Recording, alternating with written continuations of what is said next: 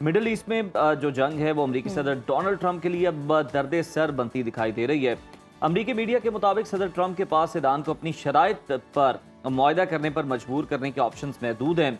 यही वजह है कि अमेरिकी फौज ने अपने एहलकारों और तज्जियाकारों से ईरान पर दबाव डालने के लिए कुछ क्रिएटिव और गैर रिवायती कन्वेंशनल तजावीज़ जो हैं वो तलब कर रही हैं। बिल्कुल आप सही कह रहे हैं। और ईरान ने अमेरिका से किसी भी किस्म के बराह रास्त मुज़ाकरात की सख्ती से तरदीद करते हुए वाजे किया है कि आपने हुर्मस अब जंग से पहले वाली हालत में वापस नहीं आएगी। आपने हुर्मस का मुस्तकबिल कैसा होगा और क्या जंग ईरान के ज़्यादा फ़ायदे में है या नहीं, ईरान और ओमान का मुमकिना इत्तेहाद क्या रंग लाएगा, इस पर बात करने के लिए हमारे साथ मौजूद हैं ब्रिगेडियर रिटायर्ड मसूद अहमद खान साहब, तज्जियाकार हैं। सर बहुत शुक्रिया प्रोग्राम में शिरकत करने के लिए। ब्रिगेडियर साहब कहिएगा कि ट्रंप की मुज़ाकरात की तमाम तर काबिलियत ईरान के सामने नाकाम होती नज़र आ रही हैं। अमरीकी फ़ौज की जानिब से ईरान पर दबाव डालने के लिए तख्लीकी और गैर रिवायती तजावीज़ मांगना अमरीका की जंगी स्ट्रेटजी को किस हद तक एक्सपोज कर रही है? जी बहुत शुक्रिया। देखें तो उससे यही एक इंडिकेशन है कि जो बाकी जो ऑप्शंस थे उन्होंने देखें कि जो ऑल ऑप्शंस अवेलेबल थे, स्पेशली स्ट्रेटजिक एयर स्ट्राइक्स किए हैं, टोमाहाक मिसाइल्स फायर किए हैं और इसके अलावा इंफ्रास्ट्रक्चर्स पे गए हैं और इसके बाद मिलिट्री टारगेट्स पे गए हैं, तो बहुत सारे ऑप्शंस किए। लेकिन इसके बावजूद दी ऑब्जेक्टिव जो उन्होंने सेट किए थे, चाहे वो मिलिट्री ऑब्जेक्टिव थे या पॉलिटिकल ऑब्जेक्टिव थे, वो हासिल नहीं कर सके। So there is a desperation, frustration नजर आ रही है प्रेसिडेंट ट्रम्प में। सो दैट्स वाई एक ये लोगों की असेसमेंट है कि इन हालात में वो एक एक्सट्रीम उस लिमिट पे भी किसी सूरत में जा सकते हैं। लेकिन अभी रिसेंटली जिस तरह सेंटकॉम ने एक थिंक टैंक को एक आइडिया फ्लोट किया, उनसे गाइडेंस मांगी है कि अगर अनकन्वेंशनल मीन्स पे हम जाते हैं या कोई ऐसा चीज हो आपकी इन एडिशन टू जो हम ऑलरेडी कर चुके हैं, हाउ टू पनिश ईरान, उनसे आप देखेंगे। इसका मतलब ये तमाम ऑप्शंस खत्म हो, अब लोगों से पूछ रहे हैं कि हम इसमें क्या कुछ कर सकते हैं। सो डेस्परेशन उसमें बज़ाहिर नजर आता है। और जिस तरीके से आप देखें कि अब जब ट्रम्प ने ऐलान किया था कि we are going for a massive strikes करने जा रहे हैं, और उन्होंने ये भी कहा था कि हो सकता है GBU-57 इस्तेमाल करें, GBU-43 जो मदर ऑफ ऑल बम्स कहते हैं उनको यूज करें। लेकिन again at the 11th our लोग, अभी ईरान तो यही कहता है कि ट्रम्प ब्लिंक्ड फर्स्ट और पीछे हट गया है जब उन्होंने कहा कि मुझे मिडिल ईस्ट की तरफ से प्रेशर आया था, that's why I have decided to cancel it for the time being.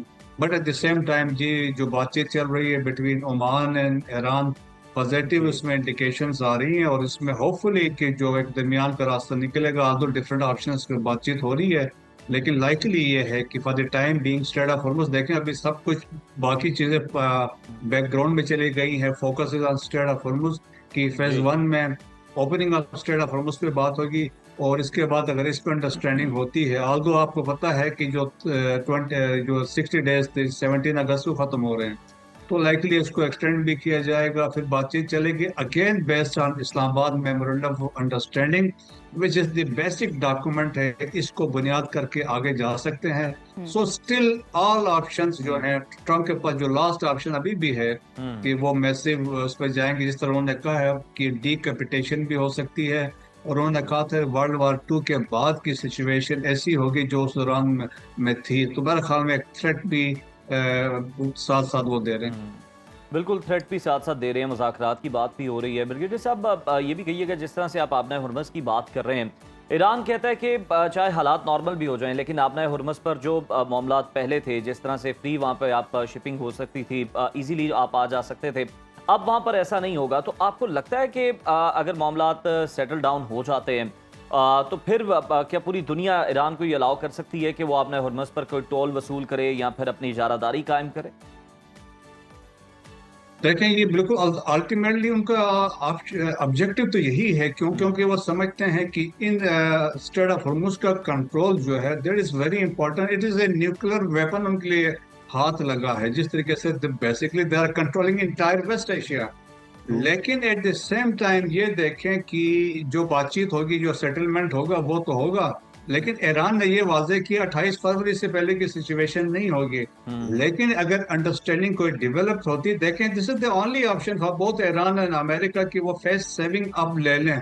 अब बैठ के सिंस अभी ओमान इस बातचीत में शामिल है, तो एक ऐसा अंडरस्टैंडिंग हो सकती है। देखिए, और ओमान ने भी ऑप्शंस दिए थे कि साउथ का रूट भी चले, नॉर्थ का भी चले, सेंटर से भी एक चले। ईरान ने फिर ये भी बात चली कि एक तरफ से एंट्री हो, एक दूसरी तरफ से एग्जिट हो। और अब बात हो रही है सेंटर से एक इंटरनेशनल रूट हो, और ईरान कह रहा है उसमें आप टैक्स लगाएं। लेकिन जब ओमान कह रहा है वॉलंटरीली उसमें होना चाहिए। सो डिफरेंट ऑप्शन है। लेकिन अभी ये है कि जिससे कंट्रीज ने रियलाइज किया है कि स्ट्रेट ऑफ हॉर्मुज जो है फ्यूचर में उनके लिए एक मसला बनता रहेगा। जी। सो दैट्स वाई कि वो अब वर्किंग कर रहे हैं अल्टरनेटिव ऑप्शंस के लिए। अब सऊदीज के पास आपने देखा कि ऑप्शंस क्या था। Straight of Hormuz was one, the second was बाब अल मंदब, और तीसरा ऑप्शन उनके पास सुएज कैनाल से था। दैट्स वाई आपने देखा होगा रिसेंटली सुएज कैनाल पर भी 2 टैंकर्स पे ड्रोन्स फायर हुए हैं। जी। सो ईरान की तरफ से मैसेज था कि आप जहां से भी जाएंगे आप फ्री नहीं है। But still GCC countries they are opting for another option कि वो स्ट्रेट ऑफ हॉर्मुज को बाईपास करना चाहते हैं। पाइपलाइन के जरिए वो स्ट्रेट सी या सुएज कैनाल से मेडिटेरियन सी जाके और रेस्ट ऑफ द वर्ल्ड से कनेक्टिविटी चाहते हैं। ऑल्दो लेंथी है, डिस्टेंस ज्यादा है, लेकिन एक्सपेंसिव एक है। ऑप्शन है। और अब थिंक टैंक्स का भी यही मानना है कि फ्यूचर में 2030 तक या 35 तक स्ट्रेट ऑफ हॉर्मुज की जो अब हैसियत है, जो इम्पोर्टेंस है, वो खत्म हो जाएगी। अच्छा सर, जैसा कि आपको पता है कि सदर ट्रंप की जानिब से इत्तेहादियों की अपील और हमला रोकने मुज़ाकरात के आगाज़ के दावे पर ईरान ने फौरी तरदीद कर दी। अगर हम इस जंग की बात करें, जो कि हम ऐसा लगता है कि इसमें बहुत ब्रेक्स आ रही हैं, कभी बाकायदा तौर पर अटैक होता है, फिर कहा जाता है कि मुज़ाकरात शुरू कर लिए गए हैं, तो क्या ईरान जंग से ज़्यादा फ़ायदा उठा रहा है, इसलिए ईरान इस तरह की खबरों की या ट्रंप के बयान की तरदीद कर देता है फौरी? ये देखें ना, ईरान का अभी क्या है कि ईरान को पता है कि टाइम मेरी तरफ है और मैं प्रिवेल कर रहा हूँ, क्योंकि स्ट्रेट ऑफ हॉर्मुज असल में देखें तो द सेंटर ऑफ ग्रेविटी, जो स्ट्रेटेजिक चोक पॉइंट है, वो ईरान के हाथ में है। और उसके लिए देखें, आप जितने एयर स्ट्राइक्स करें, मैसिव बम्बिंग भी करें, जब तक ग्राउंड में आपके वहां पर ट्रुप्स नहीं होंगे आप उस चीज को कंट्रोल नहीं कर सकते हैं। और फिर ऊपर से ये है, ईरान को ये भी पता है कि हमारे पास वल्नरेबिलिटीज हैं कि दिस बेसिस जो है। देखे अमेरिका की जो वहाँ पे स्ट्राइक्स हुआ, आपने रिसेंटली भी इस बार जॉर्डन में क्या हुआ, और इनके जो नुकसान हुए हैं अमेरिका के बहुत ज्यादा हैं। सिमिलर अनदर वल्नरेबिलिटी है स्ट्राइकिंग दी GCC कंट्रीज से। गल्फ के अंदर आप देखें जिस तरह बहरीन पे, कुवैत पे, पास में UAE में हमने देखा, और फिर जॉर्डन पे जो हमले हो रहे हैं, तो आप समझ लें कि GCC की भी दुखती रख उन्हें पकड़ा। सो दैट्स वाई देखें ना, प्रेशर जो बिल्ड हो रहा है अमेरिका पे इन GCC कंट्रीज से हो रहा है कि आप ऐसा ना करें। सो ईरान को पता है कि मेरे पास लूज करने के लिए अभी कुछ नहीं है, कि अब वो तो यहाँ तक तैयार हैं कि they can go to any extent to get hold of strait of Hormuz को। वो किसी सूरत में नहीं छोड़ना चाहते हैं, और उसके लिए वो जितना कुर्बानी देना। लेकिन ये है कि हर एक की एक टाइम लिमिट है कि आप कब तक रेजिस्ट कर सकेंगे। आपकी ईरान की अपनी economic life line is blocked है, आपकी अपनी इकानमी बैठ रही है। $300 बिलियन का आपका नुकसान हो चुका है।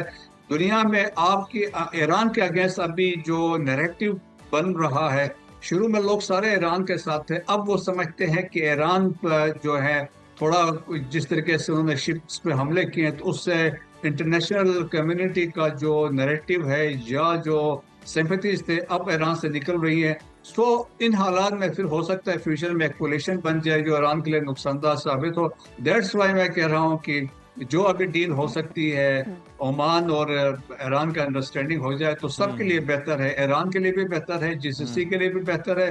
ईरान देखे कब तक रेजिस्ट करेगा, ये बड़ा मुश्किल सवाल है। एक और डेवलपमेंट ये है कि ईरान की ख्वाहिश ये है कि अमेरिका जो इस एग्रीमेंट में भी हुआ है कि GCC कंट्री से निकल जाए, सो दैट विल टेक। लेकिन आपने देखा है कि अब जो वो बजट मांग रहे हैं $1.5 trillion, that has been approved by Congress.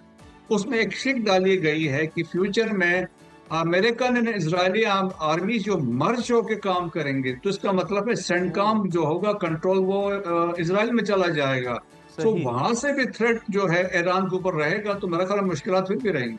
मुश्किलात बिल्कुल फिर भी रहेंगी, लेकिन उसके बावजूद ब्रिगेडियर साहब जिस तरह से आप बात कर रहे हैं कि GCC कंट्रीज़ जो हैं जिस तरह से ईरान को देख रही है, दुनिया जो है ईरान को देख रही है, लेकिन हम दूसरी तरफ ये भी देख रहे हैं कि ट्रंप की लाख कोशिशों के बावजूद बरतानिया जो है उसने इनकार किया ईरान के साथ जंग में इन्वॉल्व होने से, अड्डे भी देने से। और फिर यूक्रेन जो है वो भी अब कह रहा है कि हम जो है वो इस जंग में शामिल नहीं होंगे ईरान के खिलाफ। तो कहीं ना कहीं ईरान की सिफारती कामयाबी की वजह से है ये, या फिर कोई और वजह? देखिए, अभी पहले तो ये बिल्कुल आप सही कह रहे हैं, ऐसा ही था। लेकिन अब जो जी। नए प्रेसिडेंट, जो प्राइम मिनिस्टर यूनाइटेड किंगडम के आए हैं, ही हैज एग्रीड कि हम अपने बेसिस देने को तैयार हैं। अब आप हम्म। देखें, जितने हमले हुए हैं डिगो गार्शिया से भी हो रहे हैं, बाकी जी। इनके अपने कैरियर से हो रहे हैं। ग्लोस्टर शायर जो यूनाइटेड किंगडम है, वहां पे 20 B-1 बम्बर्स लेके उन्होंने वहां पे पार्क किए हुए हैं।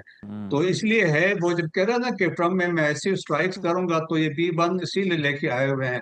और वो दे विल फ्लू फ्रॉम, जो है लाइकली है, जो यूनाइटेड किंगडम से है। सो जी। दैट्स वाई मैं कह रहा हूँ कि इंप्रेशन थोड़ा इंटरनेशनली चेंज हो रहा है। लेकिन अमेरिका के अपना प्रेशर है। देखें, ट्रम्प के लिए क्या मसाइल है, मैं आपको अभी बता देता हूँ। एक तो यह है, पब्लिक ओपिनियन बहुत अगेंस्ट, जंग के अगेंस्ट है। मिड टर्म इलेक्शंस आ रहे हैं, उनके हम्म। अपने स्ट्रेटेजिक आयल रिजर्व्स कम हो रहे हैं। अब क्या है, दुनिया में देखें, स्ट्रेट ऑफ हॉर्मुज़ बंद है, बाब अल मंदब बंद है। तो America is one of the leading, number one आप कह सकते हैं कि ऑयल प्रोड्यूसिंग कंट्री है। सो अमेरिका के ऊपर प्रेशर आ रहा है, यूरोप इनकी तरफ आ रहा है, एशिया इनकी तरफ जा रहा है, ऑस्ट्रेलिया जा रहा है। तो अमेरिका की प्रोडक्शन है almost 22 billion barrels a day. इनकी अपनी कंजम्पशन डेली है around 15 billion barrels a day. तो हम्म। उन पे अपने स्ट्रेटेजिक रिजर्व्स में कमी आ रही। सो इनका एक वो भी थ्रेट है, इन्फ्लेशन भी बढ़ रही है, वो भी है। आप देखें, पेट्रियट इंटरसेप्टर्स की कमी होगी, वो एक्नॉलेज कर रहे हैं कि मसले उसमें जी। आ रहे हैं। तो ट्रम्प के लिए वो भी है पब्लिक। और फिर आप देखें कि जिस तरीके से वहां पे पब्लिक उनका अगेंस्ट है, तो मेरा ख्याल में ट्रम्प के लिए भी मुश्किल है। दैट्स वाई वो भी कोशिश में है कि मुझे कोई फेस सेविंग मिल जाए कि मैं यहाँ से निकलूं। फिर जीसीसी कंट्रीज का बड़ा प्रेशर है, वो कहते हैं भाई आपका सिक्योरिटी अम्ब्रेला हैज फेल्ड, हम्म। आपने हमें प्रोटेक्ट नहीं कर सके हैं, तो भाई अब हमें क्या करें। आप तो उनके सिविल इंफ्रास्ट्रक्चर पे जाते हैं तो हम तो तबाह हो जाएंगे, ईरान अगर स्ट्राइक्स करता है। हम्म। सो उन पे और बहुत बड़ा प्रेशर है अमेरिका के। दैट्स वाई इसके लिए, तो दैट्स वाई ट्रम्प, ये देखें ना, स्टिक एंड कैरेट वाली वो पॉलिसी पे चल रहे हैं। लेकिन ये एक बात है कि डेस्परेशन बहुत ज्यादा है, फ्रस्ट्रेटेड है। और फिर दैट्स वाई वो थ्रेट करता है ना कि वर्ल्ड war II जैसी सिचुएशन हो सकती है। तो हम्म। अल्लाह ना करे कि उस तरह के हम किसी सिचुएशन में जाए। अल्लाह न करे कि उस तरह के हालात जो हैं वो पैदा हों। बहुत शुक्रिया ब्रिगेडियर रिटायर्ड मसूद अहमद खान साहब आपका।